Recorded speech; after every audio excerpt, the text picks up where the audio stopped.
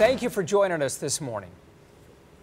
It's great to be with you. Thank you very much. Now, we're going to start off with a real softball here, but what compelled you to write this book, James?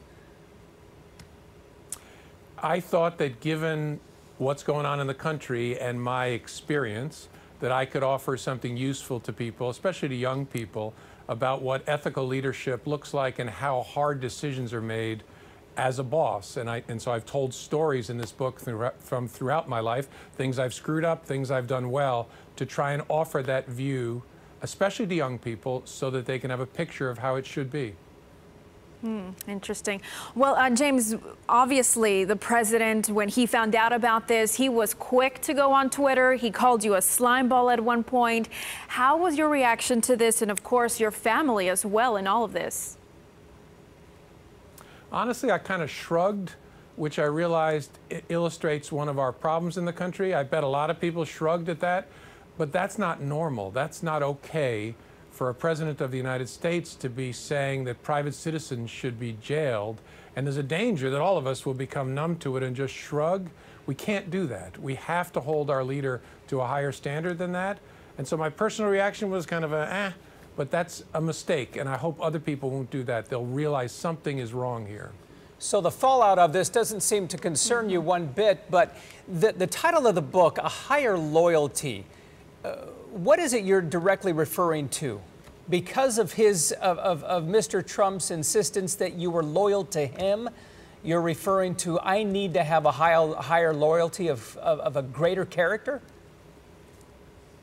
What I mean is, it's a small reference to that dinner he and I had where he asked for my pledge of personal loyalty instead of my obligation to the American people.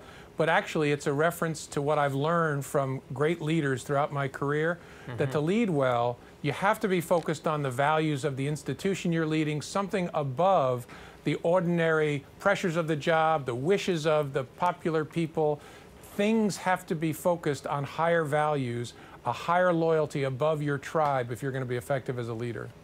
Yeah, James, and of course many people want to know if you have any regrets on the Clinton investigation and also the Russian investigation, all of that. Anything that you do regret from that? I have one huge regret, that I had anything whatsoever to do with the Clinton email investigation, one, and two, that Anthony Weiner's laptop walked into the FBI's life in October of 2016. It was just a series of terrible alternatives where we had to always choose the least bad alternative. Talk about a no-win situation. Looking back, I actually don't have any regrets about how we handled it. I regret that we were stuck in the middle of it. With respect to the Russia investigation, I don't. I think we handled that, the investigators handled that like pros at the FBI. James, we don't have much time here. I'm just going to ask you this last question, but Stormy Daniels was just on The View this morning. Any reaction to that non-disclosure agreement? I don't know enough to give you an intelligent response. Okay. James Comey, live from New York. We appreciate your time. We appreciate your time this morning. Thank you for joining us. We appreciate it. A Higher Loyalty, Truth, Lies, and Leadership is now available at bookstores. Highlights of Comey's exclusive interview with George Stephanopoulos, of course, is on our website. There's also a link to the interview's full transcript.